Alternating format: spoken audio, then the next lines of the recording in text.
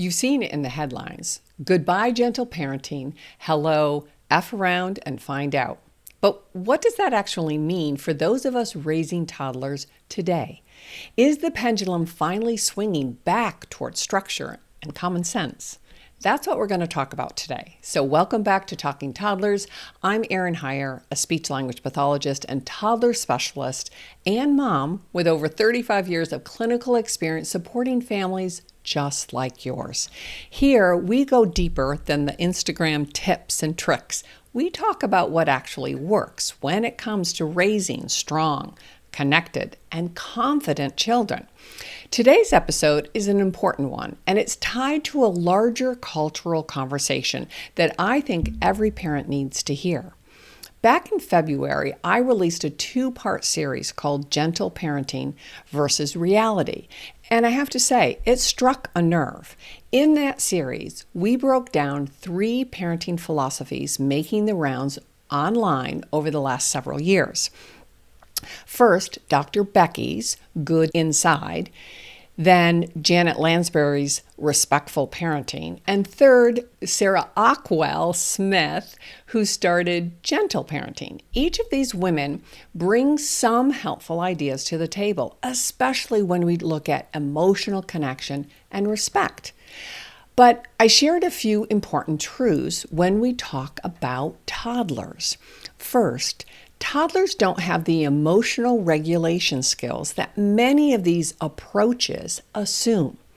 They don't have the language comprehension either. But more importantly, gentle parenting is not meant to be permissive, and yet that's exactly how it's being interpreted on social media. I see it over and over and over again. And then third, parenting is not about finding a method. It's about knowing your child's development, where they are on this continuum, this journey of ours, and then responding with clarity, not confusion. Sometimes there's just way too much language involved, and they're not ready to process, let alone understand that. And so I always go back to, and I used to kind of make fun of this phrase, but it's so true. You, mama, are the expert of your child. The more time you spend together with him or her, the more you guys understand how to dance this family life, right? And how to proceed to the next chapter. And so now let's fast forward to this month, when in the Wall Street Journal, there was an article published that got a lot of attention, and it was titled, Goodbye, Gentle Parenting. Hello, F around and find out. And yes, that's a little bit edgy, I understand, but the article reveals something we've all been feeling. Many parents, you, are burnt out. You've tried being endlessly patient. You've tried endlessly validating their feelings and endlessly accommodating each and every situation, but it's not working. I see it over and over again. Instead, I'm very happy to report that there is a shift happening. And you guys feel it and know it. And it's toward what we're now referring to as the acronyms, because everything has to have acronyms, right? But FAFO, F-A-F-O. F around, find out. A new parenting, at least style, right? It's not a method, but it's a style. So before you start rolling your eyes and saying, this is another trend, it's not about being harsh. It's about letting real life do some of the teaching. And in this, I think this particular article gets a lot right. First of all, kids learn, we all as humans learn through experience. Actions have outcomes, good, bad, or indifferent. And natural consequences are often much more effective than a long lecture. A 1, 2, 3, 4, 5 don't need a long lecture. One example in the article says that a mom let her child go outside without a coat and it was pouring rain. What happens? They got wet. And the next time, the child grabbed the coat without a battle. Lesson learned. Easy peasy. That's not punishment. That's parenting with calmness and wisdom. So we used to say, you pick your battles. But nowadays, the last 10 years, it shifted to negotiating and talking and, and finding what's really beneath all of these feelings. Well, a 2, 3, 4, 5-year-old have no idea what's beneath these feelings. So let me share a quick story from a small parenting group that I lead here in Florida. And it just happened a couple of weeks ago. And that's one reason why this particular article really hit home for me. I was demonstrating how 2-year-olds often don't really understand the word no. And we had like 3 2-year-olds, a couple 1-year-olds, and a couple babies. But I was demonstrating in real time how they might respond, but they don't really understand. And so now shoot forward, and the next week a mom came back looking at me puzzled. And she said, Erin, you said last week that toddlers don't understand no, but my little guy, he looks right at me with almost a smirk as he keeps doing what he knows I don't want him to do. Or at least he recognizes that I want him to not do that. Here's the key. That's exactly the point. See, toddlers may stop in mid-movement, right, when we say no, especially if we use a firm tone or even a gentle block of our hand, pull them back or take their foot if they're starting to crawl into a dangerous zone. But that doesn't mean that they understand. They don't understand how no means stop or the concept within the context. They're reacting to your tone, your energy, your body cues. Remember, those first year and a half, you're building that attunement. They know how you're feeling. They don't understand it, but they feel your energy for sure. So we have to separate what's true understanding and conceptualizing from just picking up on our vibe.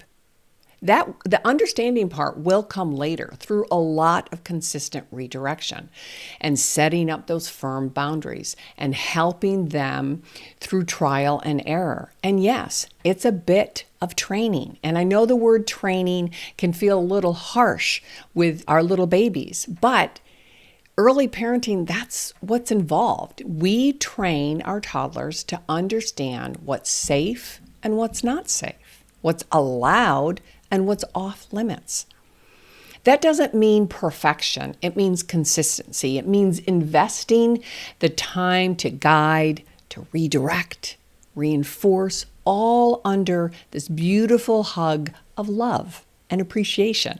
The truth is, even 1-year-olds can learn what's touchable and what's off limits, what's fair game, if we put in the time to teach them the difference.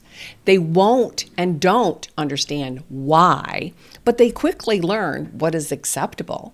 That's how we build these habits and build understanding of safety and respect and trust, that we gently remind them, no, don't touch that plant. And I tell you, in over 3 decades of doing this work, I have seen the same thing over and over again. Toddlers learn through soft guidance and repetition.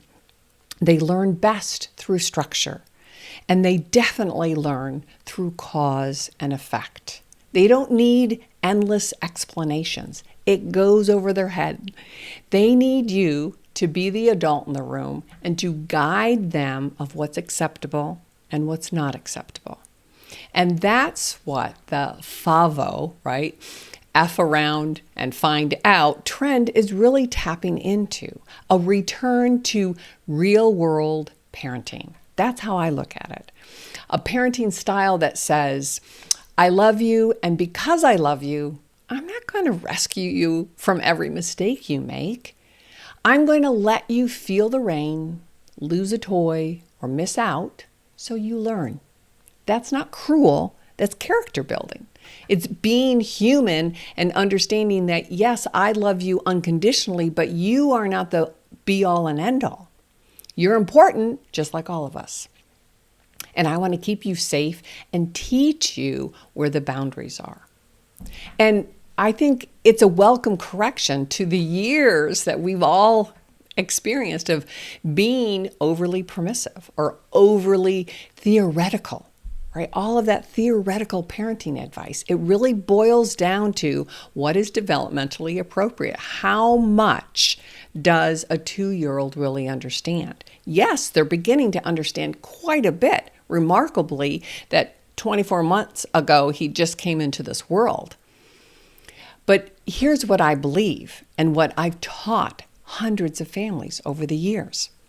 Young children thrive with clear boundaries. Consistency is key. Natural consequences are more effective than threats or punishment. That's why I don't subscribe to timeouts. You don't need to yell, believe it or not, but you do need to follow through.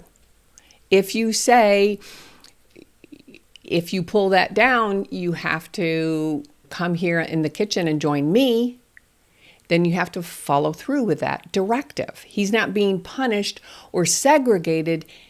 He's being invited in to share because I have to get dinner together. And the more that we guide early, the less you will have to correct later on. And I talk about that a lot. We do the heavy lifting. We do the repetition. No, don't touch that plant.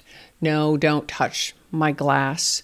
No, don't go close to the door. Whatever the guidelines are to keep safety, where I don't have to be worrying all the time.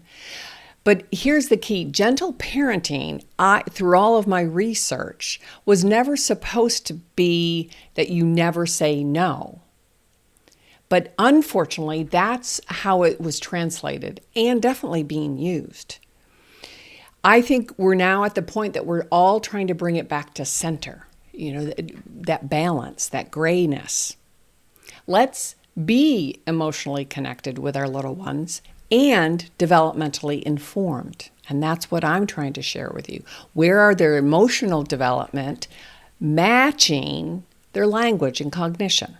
Let's be warm and firm. Let's be loving and highly consistent. That's what your toddler needs. And that's what you deserve, because then that builds your confidence in guiding them. That it's not a constant worry or power struggle. So if you've been wondering, wow, am I doing this right? Just know that you're not alone. There's no manual that you brought home at the hospital, as you know, and every child has their own little rhythm. And it's not necessarily neurological differences. It's just that, thank goodness and thank God, each one of us has our own unique style. But if you've been leaning a little too far gentle, or perhaps you're feeling guilty about saying, no, stop, sit down, stop, go away. And perhaps you're burned out from trying to keep this balance, keep the peace, keep safety, and you're pulling your hair out. Let's all reset together. You are your family's guide. You are, mama, most of the time, the true leader. The safety net and the boundary lines are created through you. And your child needs both your love and your limits. That's the balance, right? Let's look back into Isaiah chapter 40, verse 11, where he says, "He will tend his flock like a shepherd. He will gather the lambs in his arms. He will carry them in his bosom and gently lead those that are with young." If you're a mom in this season, you're sleep deprived, decision fatigued, or you're just feeling uncertain, take this as comforting advice, that you are being gently led. You were never meant to parent alone. And I believe God will meet you in the ordinary moments if you let him. If you haven't yet listened to my February series, Gentle Parenting versus Reality, I encourage you to go back and check it out. I believe it's episode 97 and 98. And if you're looking for personal support tailored to your toddler, right, your special gift, I'd love to invite you to join me in the Tiny Challenge, a one-to-one coaching series, 5 days, 1 week, that gives you clarity and many practical steps that you can implement right away. Get fast progress. You can find the link in the show notes below and along with today's companion handout. I'm trying to really give some outlines so that you guys can take this and reference it. Reference these key points that I'm trying to share with you each and every week. So let's raise toddlers with courage, your courage and theirs, consistency and connection, because that's building that foundation. So until next time, I'm Erin Hyer of Hyer Learning. That's my last name, Hyer. And this is Talking Toddlers. So God bless and have a great week.